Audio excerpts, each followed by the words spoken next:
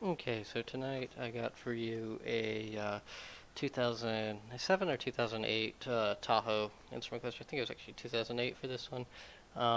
But I've already been in it. I know what's wrong with it. It's another one with a failing IC, so it's not repairable. I was hoping to do a repair video, but instead I'm going to do a video tonight showing you how to disassemble this instrument cluster, and I will also show testing that IC and showing that it's a failed one. So let's get to it now. You can kind of see workbench is a little bit messy here. I got a giveaway of one of my future videos here. Some more Nintendo stuff. So you may see another Nintendo DS in the near future on the channel. But let's get focused on this one and get it apart. So all what you're going to need to take this instrument cluster apart is a Torx 10 screwdriver, and you're going to need a little piece of cloth so that way you don't get smudges all over the screen. I don't recommend trying to use like Kim wipes or anything because they're a little bit porous, so the oils from your hand can still get through them, but a little piece of cloth will do the trick for you. So let's go ahead and get this off. So first thing you got to do is take the four Torx T10s off.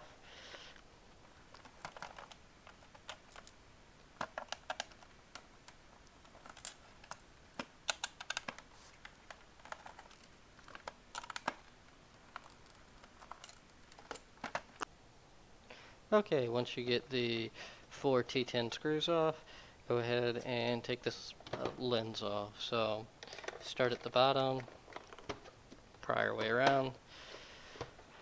You don't really need a screwdriver to do this, but after you do 4 or 5 instrument clusters in a day, your hand really starts to wear out. So I'm using a screwdriver, but you really don't need it. I'm just trying to save my fingers from wearing for the wear and tear. So there you go. Once you get that off, just set it to the side.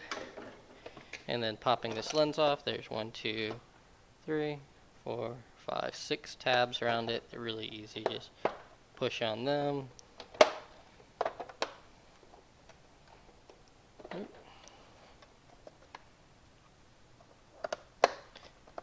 Of course, if I say they're easy, they won't cooperate with me.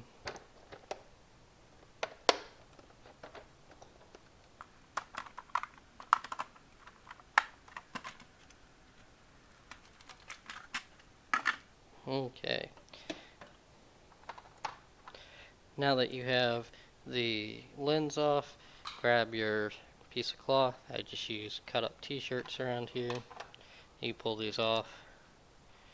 No real need to mark them. They have a nice, easy to find home.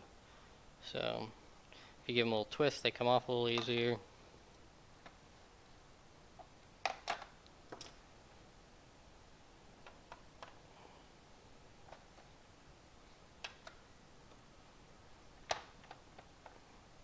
These ones are coming off very easy since I was already in the board and I didn't put them down super tight. There we go. Now we got our needles off. This lifts up out of the way, and you're in. So, most common repair that you'll be doing on these, if you're new to them, will be replacing this MOSFET right here. This MOSFET drives the voltage for these screens. Sometimes when it blows, it will take the driver chip out with it, which this one's driver chip is hard to see, but the driver chip is sitting right here. So this is the MOSFET, that's driver chip. Some of the resistors around it will sometimes get burn up or pop off too, so that's generally what you'll have to do. So if you replace this and the screens are still really dim, let's go ahead and replace that driver chip. And some of them, the driver chip's sitting here instead, but as you can see, there's not one there. I'm not sure on the years for when they swapped it. The ones with the driver chip sitting here also have a different voltage regulator here. It has, I think the one with that has 5 legs instead of the 3-leg voltage regulator. Another common thing you'll be in here for is swapping mileage. This is the EEPROM on here that stores the mileage. I did a video on that previously. This is the 5-volt regulator that gives this guy its 5 volts to run. Um, so that's about it of what you'd really be in here for. Also, you can change the LEDs out, so it'd be all of these ones with that kind of yellowish color to them are the backlight LEDs. Some of the other ones are your trouble lights, and then these ones are the LEDs that come up there for illuminating the needles. But yeah, that's pretty much everything you'd be in here for. And then this guy. Oh, I'm not holding this in camera. And then this is the main IC on here, and that's the problem with this board. So let me go ahead and power up the board so you can see what I mean.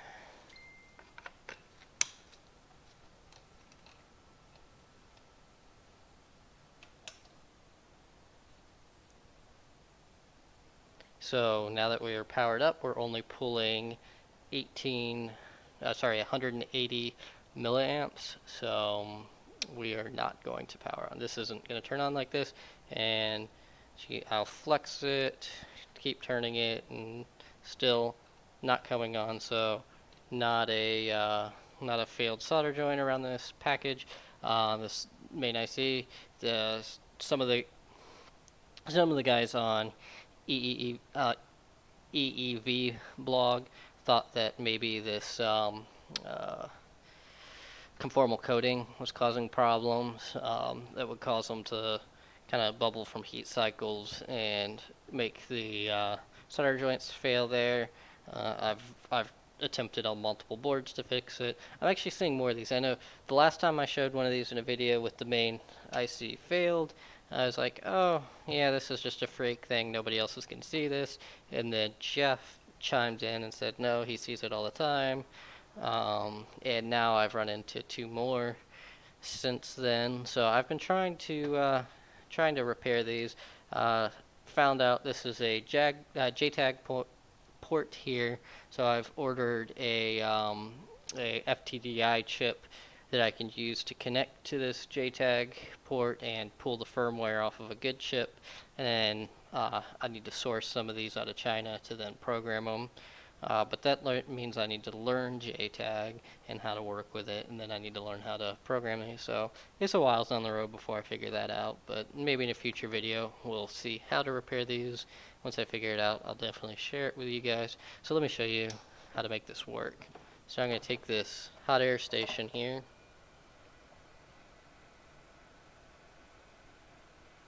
We're going to get this processor nice and hot, or well, not processor, but microcontroller. Get it nice and warm. That should be good enough. And let's go ahead and turn it back on. Not hot enough. Let's go a little longer.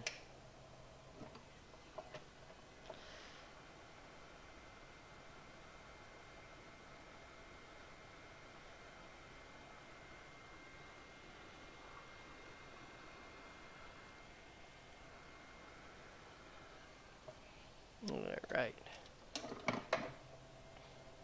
Alright, yeah, now we're drawing 340 milliamps, so I think it's going to boot up. Let's give it just a little longer here. Yep, it's booting up. And there we go.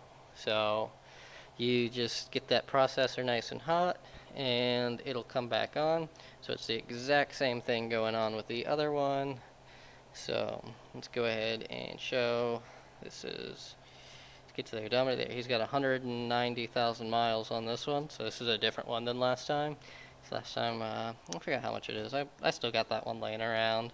We can pull it up and see. But yep, this one's got 190,000, and if I let this cool off, it won't turn back on until I heat it back up again. It's a cold day, so he wasn't having this problem that often, but it is cold out in the garage today, so it made it pretty easy for it to not boot up this time. So yep, you just get this processor nice and hot, it'll come on, and once it cools off, it won't turn back on unless you heat it back up again. Nice hot summer days, I'm sure he didn't have any problems with it, but now that it's getting winter, he's probably having problems more and more. So yep, this one's another failing main IC, and that's how I diagnose them. Just give it just the processor heat. So I keep calling it a processor. It's not a processor. It's a microcontrol unit. But you just give that microcontrol unit a little heat, and it comes back to life, and that's how you know you got a problem. So Hope y'all like this video. Hope y'all are looking forward to seeing another one of these guys come through, but I don't know, maybe y'all just like the instrument clusters, but I'll see you on the next video.